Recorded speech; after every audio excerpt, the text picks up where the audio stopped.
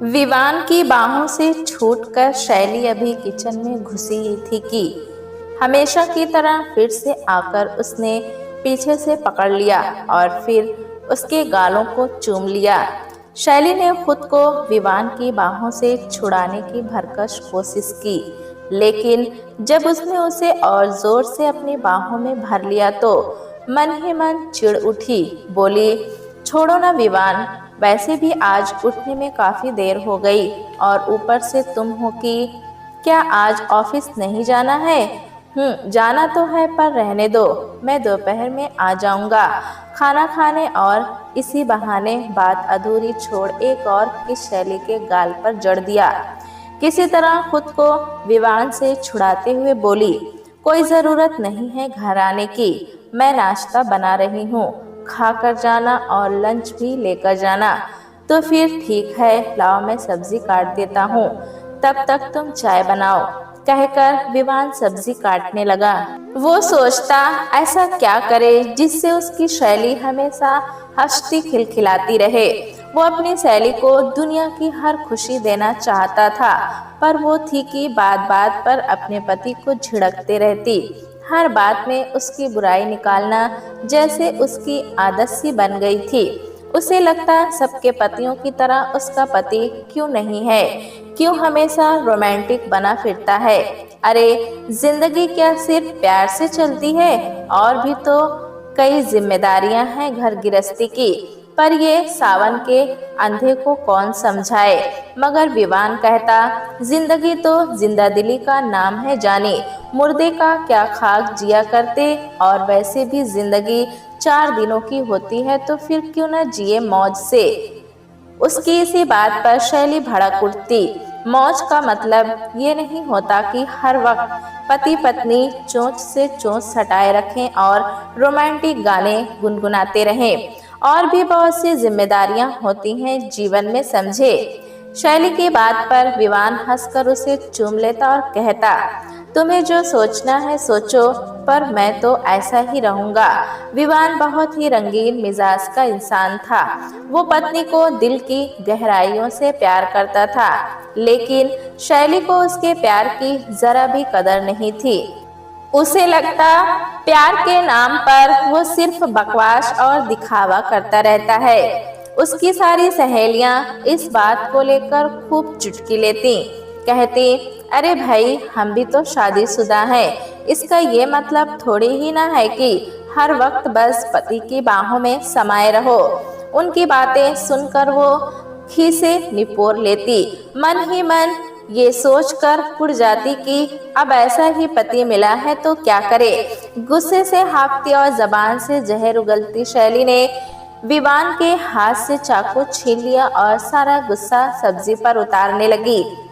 मन तो किया उसका कि सारी सब्जी उठाकर कचरे के डब्बे में फेंक दे और कहे कि कोई जरूरत नहीं बार बार घर आकर मुझे परेशान करने की। उसका तो मन करता कि कैसे जल्दी विवान ऑफिस चला जाए और उसकी जान छूटे। विवान को ऑफिस भेजने के बाद घर के बाकी काम निपटाकर अभी शैली बैठी ही थी कि उसका फोन घना उठा। विवान का फोन था और ये सिलसिला भी सालों से चलता आ रहा था। मतलब ऑफिस पहुंचते ही सबसे पहले वो शैली को फोन लगाकर जब तक उससे बात न कर लेता उसे चैन नहीं पड़ता था। और इस बात पर शैली को काफी चिढ़ होती थी। कभी कभी तो उसका मन करता कि फोन को बंद करके रख दे ताकि विवान उसे फोन ही ना कर पाए। पर यह सोचकर वो ऐसा नहीं करती कि पिछली बार की तरह फिर वो दौड़ता भागता घर पहुंच जाएगा और बेवजह मोहल्ले में उसका तमाशा बन जाएगा। एक बार ऐसा ही हुआ था। किसी कारणवश गलती से शैली का फोन बंद हो गया और उसे इस बात का पता नहीं चला, लेकिन विवान ने कई बार फोन लगाने पर भी उसका फोन बंद ही आया तो उसे लगा कि शैली को कुछ हो गया है। दौड़ता हाफता घर पहुंच गया और जोर जोर से दरवाजा पीटने लगा। आवाज सुनकर आस पड़ोस के लोग इकट्ठे हो गए। बाहर लोगों का शोर सुनकर जब शैली की आंख खुली और उसने दरवाजा खोला तो विवान उसे पकड़कर कहने लगा, शुक्र है शैली, तुम ठीक हो। तुम्हारा फोन नहीं लग रहा था, इसलिए मैं घबरा गया था। कहकर वो सबके सामने शैली को गले से लगाकर चूमने लगा था। देखा तो सच में फोन बंद था, बैटरी खत्म हो गई थी। शैली शर्मिंदा हो उठी कि उसके कारण फिर ये सोचकर मन ही मन फूले नहीं समाई कि उसका पति उसे कितना प्यार करता है। दौड़ता भागता घर पहुंच गया, मगर अब उसी विवान का प्यार उसे बंधन सा प्रतीत होने लगा था। उसे लगता जैसे वो एक सोने के पिंजरे में कैद है। जिस विवान के प्यार पर कभी वो इतराती थी, अब उसी प्यार से वो ऊबने लगी थी। दम घुटने सा लगा था उसका। विवान का उसे हर पल निहारते रहना, जब मन आए उसे अपनी गोद में उठाकर चूमने लगना, उसकी हर छोटी छोटी चीजों का भी ख्याल रखना, कभी अपने आप से दूर न होने देना। अब उसे गले का फंदा लगने लगा था। प्यार वो भी करती थी अपने पति से, पर एक हद में। उसका सोचना था कि पति पत्नी है तो क्या हुआ, आखिर उन्हें भी तो अपने जीवन में थोड़ी स्पेस चाहिए जो उसे मिल नहीं रही थी। मगर उसकी सोच से अनजान विवान बस हर पल उसी के ख्यालों में खोया रहता था। इसी बात को लेकर शैली की दोनों भाभियां उसका मजाक बनाती, कहती कि उसका पति तो उसके बिना एक पल भी नहीं रह पाता, एक बच्चे की तरह उसके पीछे पीछे घूमता रहता है। उनकी कही बातें शैली को अंदर तक भेद जाती। उसे लगता उसकी भाभियां उस पर तंज कस रही हैं, उसका मजाक उड़ा रही हैं, लेकिन उसे ये नहीं पता था कि वे उससे जलती हैं। उन्हें बर्दाश्त नहीं होता कि शैली का पति उस पर अपनी जान छिड़के। विवान को कोई लड़की पसंद न आने की वजह से उसके माता पिता काफी परेशान रहने लगे थे। उन्हें समझ नहीं आ रहा था कि आखिर विवान को कैसी लड़की चाहिए। आखिर एक दिन उसे अपनी पसंद की लड़की मिल ही गई। दरअसल विवान अपने एक दोस्त की शादी में गया था, वहीं उसने शैली को देखा तो देखता ही रह गया। उसकी खूबसूरती पर वो ऐसे मर मिटा जैसे चांद को देखकर चकोर। कब नेत्रों के रास्ते शैली उसके मन में समा गई उसे पता ही नहीं चला। उससे अपनी शादी के बारे में सोचकर ही उसका मन मयूर नाच उठा। जब उसके माता पिता को ये बात मालूम पड़ी तो उन्होंने जरा भी देर न कर अपने बेटे की शादी शैली के साथ तय कर दी। एक दूसरे की बाहों में शादी का 1 साल कब बीत गया उन्हें पता ही नहीं चला। लोगों का कहना है कि जैसे जैसे शादी पुरानी होती जाती है, पति पत्नी के प्यार में भी गिरावट आने लगती है। मतलब उनके बीच पहले जैसा प्यार नहीं रह जाता। मगर विवान और शैली की शादी जैसे जैसे पुरानी होती जा रही थी, उनका प्यार और भी गहराता जा रहा था। लेकिन जिस विवान का प्यार शैली को हरी धूप का कोमल स्पर्श सा प्रतीत होता था, अब वही प्यार उसे कांटों की चुभन जैसा लगने लगा था। उसका दीवानापन अब उसे पागलपन लगने लगा था। उसे लगता या तो कुछ दिनों के अंतराल पर विवान ऑफिस के काम से कहीं बाहर चला जाया करे, या फिर उसे अकेले मायके जाने दिया करे ताकि खुलकर अपने मन मुताबिक वो जी सके। आखिर कुछ दिनों के लिए उसे विवान से अलग रहने का मौका मिल ही गया। ऐसे जाना कोई जरूरी नहीं था, पर वो जाएगी ही, ऐसा उसने अपने मन में निश्चय कर लिया। शादी में पर जानू विवान अपनी पत्नी को प्यार से कभी कभी जानू भी बुलाता था।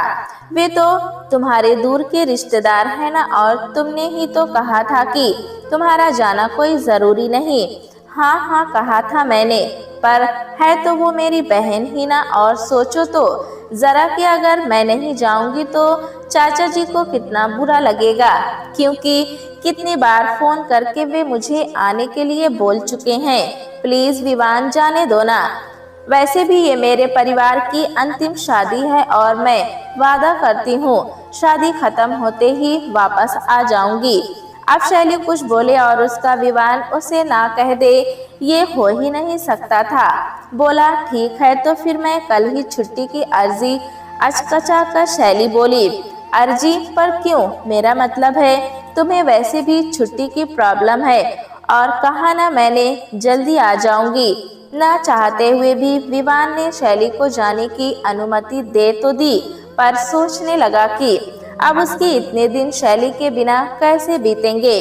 जाते वक्त बाय कहते हुए शैली ने ऐसा दुखी सा मुंह बनाया जैसे उसे भी विवान से अलग होने का दुख हो रहा है। पर जैसे ही ट्रेन सरकी वो खुशी से झूम उठी। लगा उसे कि जैसे वो आसमान में उड़ रही हो। उसके अकेले मायके पहुंचने पर नाते रिश्तेदार सब ने पूछा कि विवान क्यों नहीं आया, तो कहने लगी कि विवान को छुट्टी नहीं मिली इसलिए अकेले ही आना पड़ा। वैसे उसकी भाभियां सब समझ रही थी। चुटकी लेते हुए कहने लगी ऐसे कैसे दामाद जी ने आपको अकेले ही छोड़ दिया ननद रानी, क्योंकि वे तो आपके बिना रह ही नहीं सकते।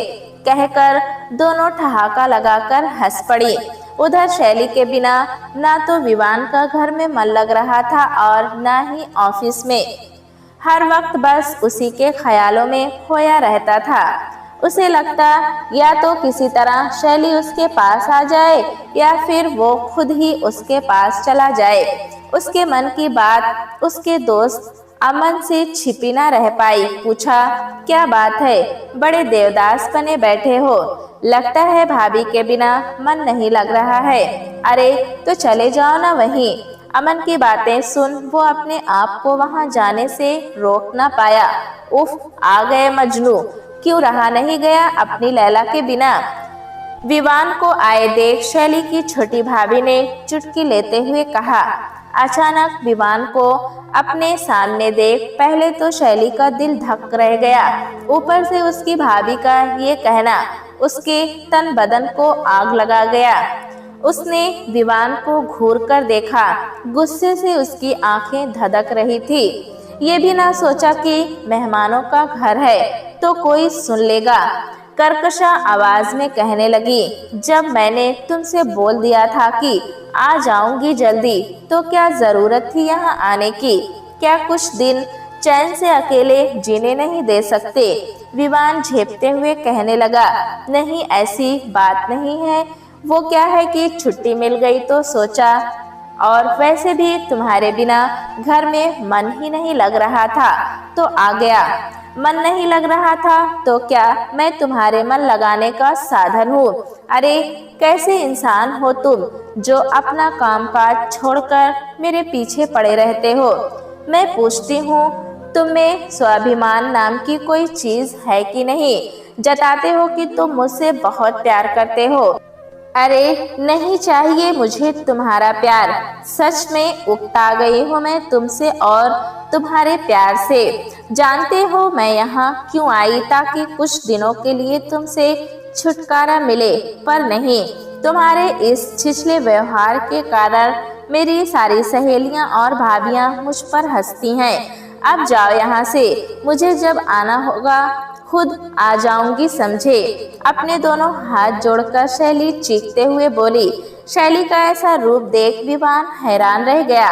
उसे विश्वास नहीं हो रहा था कि उसकी शैली उसके बारे में ऐसा सोचती है, जिस शैली को वो अपनी जान से भी ज्यादा प्यार करता है और जिसकी खातिर वो भागता हुआ यहाँ तक आ गया। वो इतने लोगों के सामने उसकी बेइज्जती कर देगी, उसने सपने में भी नहीं सोचा था। फिर बोला ठीक है तो फिर अब मैं यहाँ कभी नहीं आऊँगा, बुलाओगी तो भी नहीं आऊँगा। अचानक विवान का कोमल स्वर कठोर हो गया और फिर वो एक पल भी वहाँ न ठहरा। शैली की कड़वी बातों ने आज उसके दिल के टुकड़े टुकड़े कर डाले थे। इधर शैली की माँ, बहन, भाई सब ने उसे इस बात के लिए बहुत दुत्कारा, पर उसे अपनी कही बातों का जरा भी पछतावा नहीं हुआ। बल्कि दिल को ठंडक पहुंची थी अपने मन की भड़ास निकालकर। घमंड में चूर शैली को ये भी समझ नहीं आ रहा था कि उसने एक ऐसे इंसान का दिल तोड़ा जो उसका पति है और उसे बेइंतहा प्यार करता है। घर पहुंचने के बाद रात के दोपहर बीत जाने के बाद भी विवान की आंखों में नींद नहीं थी। अब भी शैली की कही बातें उसके कानों में गूंज रही थी। अपनी आदत अनुसार ऑफिस पहुंच जैसे ही विवान शैली को फोन मिलाने लगा कि फिर उसकी कही बातें उसके कानों में गूंजने लगी कि अरे तुम में तो स्वाभिमान नाम की कोई चीज ही नहीं है, वरना यूं यहाँ ना चले आते। जानते हो मैं यहाँ क्यों आई? ताकि कुछ दिनों के लिए तुमसे छुटकारा मिले। हथेलियों से अपने दोनों कान दबाकर विवान ने अपनी आंखें मूंद ली और मन ही मन जैसे कोई निश्चय कर बैठा, एक रोज सर आप और यहाँ। विवान को मार्केट में देखकर आयुषी, जो कभी उसकी पीए हुआ करती थी और अपनी पत्नी के कहने पर ही उसने उसे काम से निकाला था, सॉरी सर, पर आपको इतने साल बाद देखा तो रहा नहीं गया और आवाज दे दी, no no it is okay. और बताओ? विवान ने आयुषी को ताड़ते हुए पूछा। बस सर, सब ठीक ही है, आप सुनाए? सब ठीक ही है बोलकर विवान मुस्कुरा दिया। आयुषी बोली, मेरा घर यहीं पास में ही है, प्लीज आप घर चले। फिर कभी कह विवान जाने को हुआ, तभी आयुषी बोली, सर प्लीज सिर्फ 5 मिनट के लिए चलिए। आयुषी इतना आग्रह करने लगी कि विवान ना नहीं कर पाया। चाय पीते पीते ही विवान ने उसके पूरे घर का मुआयना किया। बुरा लग रहा था उसे देखकर कि आयुषी इतने छोटे से घर में और अभाव में जी रही है। अरे सर, आपने तो कुछ लिया ही नहीं, ये टेस्ट कीजिए ना। आयुषी की आवाज से विवान चौंका। बस बस, बहुत हो गया। सच में चाय बहुत अच्छी बनी थी। वैसे अभी तुम कर क्या रही हो? मेरा मतलब कहाँ जॉब कर रही हो? कहीं नहीं सर, घर में ही बैठी हूँ। अच्छा ये सब छोड़िए, बताइए और क्या खाएंगे आप? नहीं नहीं, कुछ नहीं, अब घर जाऊंगा, विवान बोला और फिर घर चल दिया। रास्ते भर वो यही सोचता रहा कि आखिर क्या गलती थी आयुषी की। बस यही ना कि वो मुझसे खुलकर हंस बोल लेती थी और काम के ही सिलसिले में कभी मुझे फोन कर लेती थी। हाँ याद है मुझे, उस रोज भी एक जरूरी फाइल पर आयुषी मेरे साइन लेने मेरे घर आ गई थी और उसी बात को लेकर शैली ने कितना हंगामा मचा दिया था, ये कहकर कि वो मुझ पर डोरे डाल रही है, जानबूझकर मेरे करीब आने की कोशिश करती है। उस वक्त मैं उसके प्यार में पागल था, इसलिए सही गलत का अनुमान नहीं लगा पाया और उसके जोर डालने पर आयुषी को नौकरी से निकाल दिया। क्यों कर उस वक्त मैंने शैली की बात मानी थी? क्या मैं कोई दूध पीता बच्चा था? खैर, गलती तो सुधारी भी जा सकती है ना। और फिर उसी वक्त विवान ने आयुषी को फोन लगाकर कल सुबह 10 बजे अपने ऑफिस बुला लिया। अपने हाथ में नियुक्ति पत्र देख आयुषी की आंखें छलक आई। आभार प्रकट करते हुए कहने लगी, अब मैं पहले से भी ज्यादा सक्रिय होकर काम करूंगी और कभी किसी शिकायत का मौका नहीं दूंगी। ना पहले मुझे तुमसे कोई शिकायत थी और ना ही अब है। बस समझ लो एक गलत फहमी के कारण। खैर अब छोड़ो वे सब पुरानी बातें, जाओ अपना काम करो। और हाँ, मुझे तुम्हारे हाथ के वे मूली के पराठे खाने हैं, क्या मिलेंगे? सुनकर आयुषी की खुशी का ठिकाना नहीं रहा। ये जानकर कि शैली अभी यहाँ नहीं है तो रोज वो कोई ना कोई व्यंजन बनाकर विवान के लिए लेकर आती और खूब आग्रह पूर्वक उसे खिलाती। अब तो ये रोज का सिलसिला बन गया था। एक रोज ये बोलकर आयुषी ने विवान को अपने घर खाने पर आमंत्रित किया कि आज उसका जन्मदिन है तो फिर पार्टी मेरी तरफ से। आयुषी मना नहीं कर पाई। तोहफे के तौर पर जब विवान ने आयुषी को स्मार्टफोन और एक सुंदर ड्रेस गिफ्ट की तो वो उसका आभार प्रकट किए बिना नहीं रह पाई। इसमें आभार कैसा? अरे ये तो तुम्हारा हक है। वो हमेशा की तरह उस रोज भी विवान उसके घर तक छोड़ने गया और फिर आयुषी के आग्रह करने पर कॉफी पीने बैठ गया। लेकिन उस रोज कॉफी पीते ही उसे खुमारी सी आने लगी और वो वहीं सो गया। सुबह जब उसकी आंखें खुली और अपनी बगल में आयुषी को देखा तो वो हैरान रह गया। तुम यहाँ और मैं यहाँ कैसे? अचकचा सा विवान कहने लगा, अपने कपड़े ठीक करते हुए रोनी सी सूरत बनाकर आयुषी कहने लगी कि रात में उसने उसे शैली समझकर उसके साथ उफ ये मुझसे क्या हो गया उसके मुंह से निकला, मगर फिर सोचने लगा कि गलत क्या किया मैंने। कहा था उसने कि मुझ में स्वाभिमान नाम की कोई चीज नहीं है और वो मेरे प्यार से उकता गई है, तो अब मैं बताऊंगा उसे। तरसेगी मेरे प्यार के लिए, देखना। फिर उसने आयुषी को अपने सीने से लगा लिया। कहा कि जो हुआ अच्छा हुआ। उसके बाद तो जैसे ये सिलसिला सा बन गया और इस बात का विवान को कोई मलाल भी नहीं था। अब शैली अपने घर आने की सोचने लगी, पर हैरानी उसे इस बात की हो रही थी कि उसे यहाँ आए महीना हो चला, पर विवान ने ना तो उसे एक बार भी फोन किया और ना ही फिर पलट कर आया। लेकिन जाएगा कहाँ? क्या मेरे बिना रह पाएगा? अपने गुमान में फूलती शैली ने अपने आप से कहा। लेकिन उसे ये नहीं पता था कि उसका विवान अब पहले वाला विवान नहीं रहा, जो उसके आगे पीछे एक पागल प्रेमी की तरह मंडराता फिरता था। इन्हीं ख्यालों में खोई शैली को भान नहीं रहा कि उसने चूल्हे पर दूध चढ़ाया है, लेकिन चौंकी तो तब जब उसकी बहन स्वीटी ने तेज स्वर में कहा, अरे ध्यान कहाँ है तुम्हारा? देखा तो दूध उफन रहा है, कहकर उसने झट से आंच बंद कर दी। उफ, आपने बचा लिया दीदी, वरना आज तो सारा दूध बर्बाद हो जाता। स्वीटी का एहसान मानते हुए शैली बोली, सही कहा तुमने, पर दूध तो दोबारा आ सकता है, लेकिन अगर जिंदगी बर्बाद हो जाए तो क्या उसे दोबारा संवारा जा सकता है? स्वीटी की बात पर शैली ने उसे अचकचा कर देखा। शायद इस बात का तुम्हें अंदाजा भी नहीं है कि तुमने विवान को कितनी चोट पहुंचाई है। ऐसा क्या कर दिया उसने जो तुमने उसके साथ इतना खराब व्यवहार किया?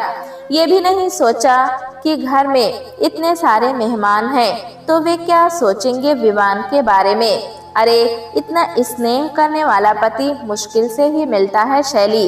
एक मेरा पति है जिसे दुनिया की हर औरत अच्छी लगती है सिवाय मेरे, और एक तेरा पति जो तेरे सिवा किसी को नजर उठाकर भी नहीं देखता।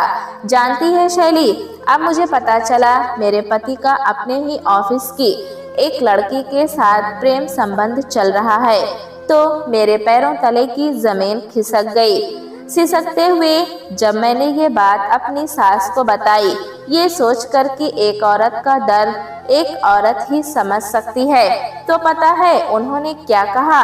कहने लगी कि वो मर्द है जो चाहे कर सकता है, और ये भी कहा कि अगर ये बात बाहर गई तो लोग मुझ पर ही उंगली उठाएंगे, कहेंगे कि मुझ में ही कोई कमी रही होगी, इसीलिए मेरा पति किसी दूसरी औरत के पास चला गया। तो जैसे चल रहा है चलने दे। जब माँ को अपना दुखड़ा सुनाने गई तो वे कहने लगी कि एक औरत का अकेले इस दुनिया में कोई वजूद नहीं होता।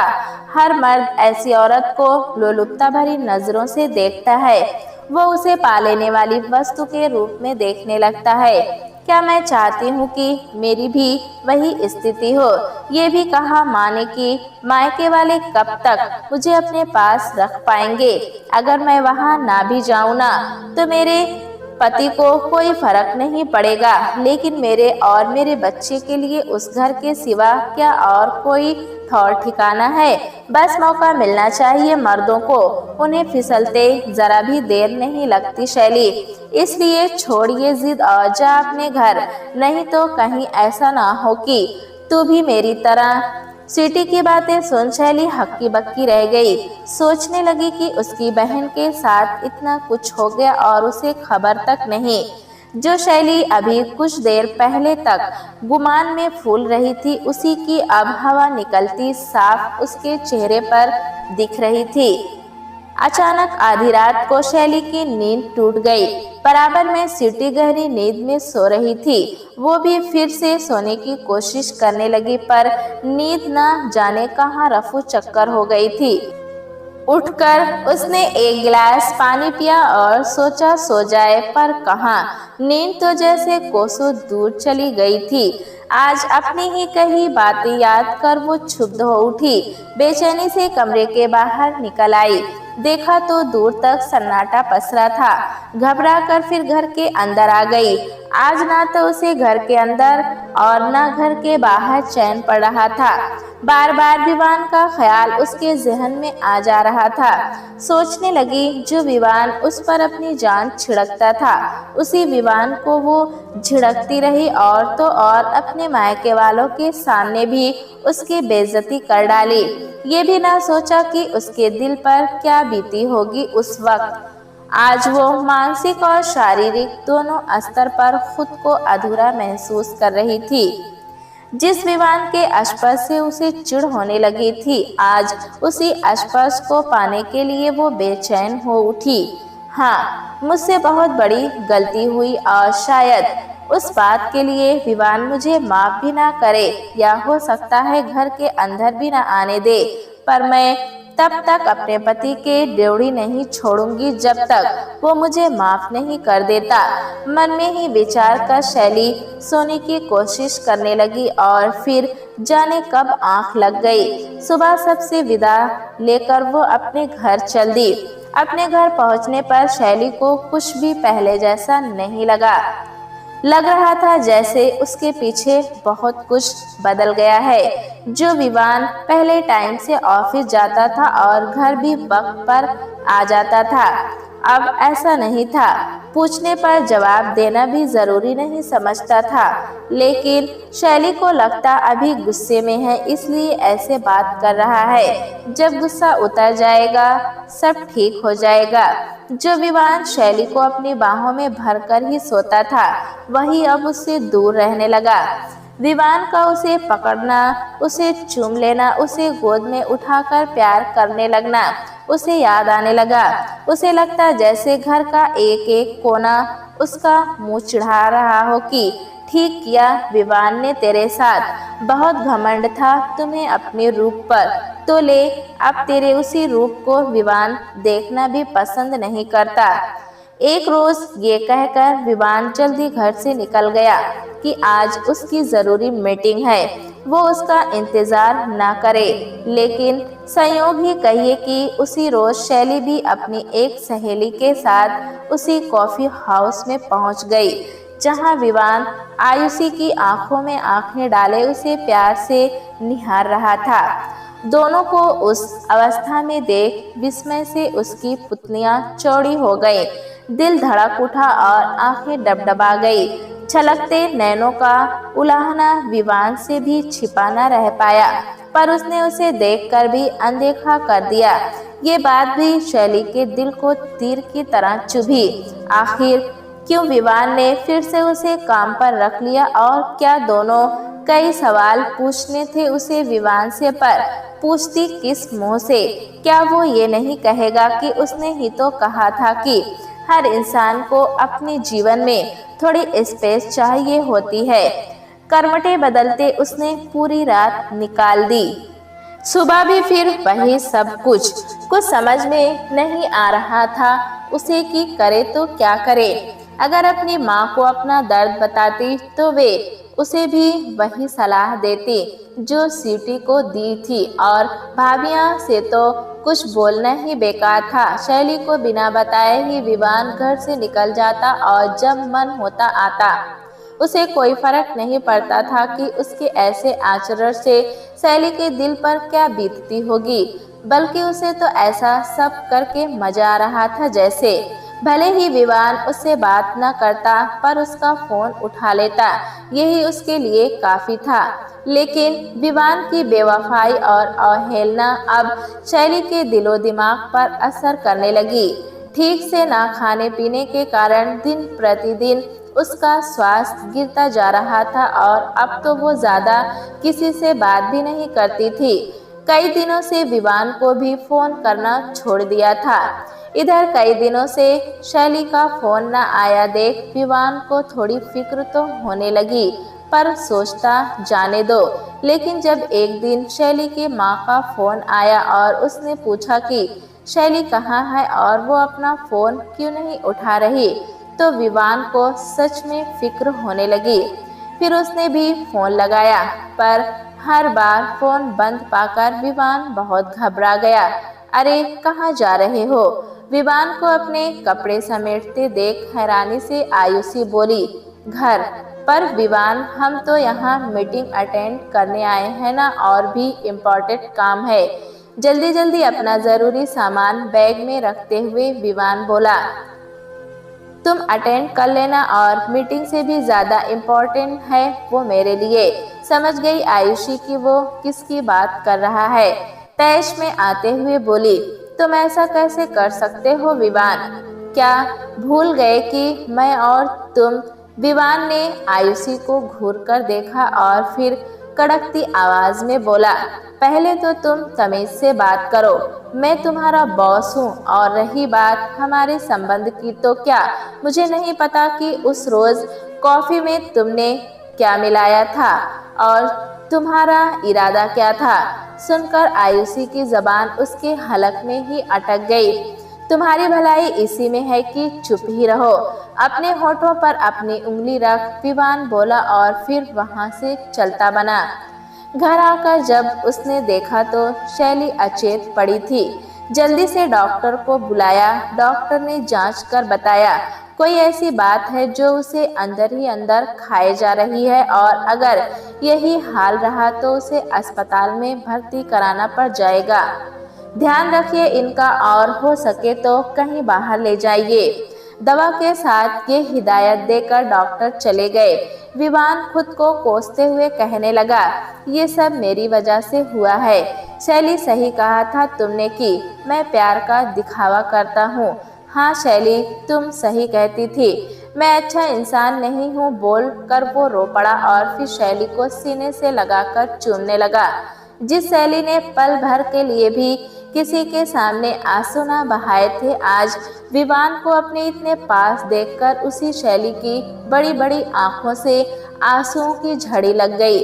रोते रोते ऐसी हिसकी बदी की बोल नहीं पा रही थी, लेकिन दोनों अपने किए पर पश्चाताप कर रहे थे और मन ही मन एक दूसरे से माफी भी मांग रहे थे। दोनों को देखकर लग रहा था कि भले ही कितने उतार चढ़ाव आए इनके जीवन में, पर एक दूसरे को दिल की गहराइयों से प्यार करते हैं। प्यारे दोस्तों, कहानी कैसी लगी हमें कमेंट में ज़रूर बताएं। चैनल पे नए हैं तो एक लाइक और सब्सक्राइब करना ना भूलें।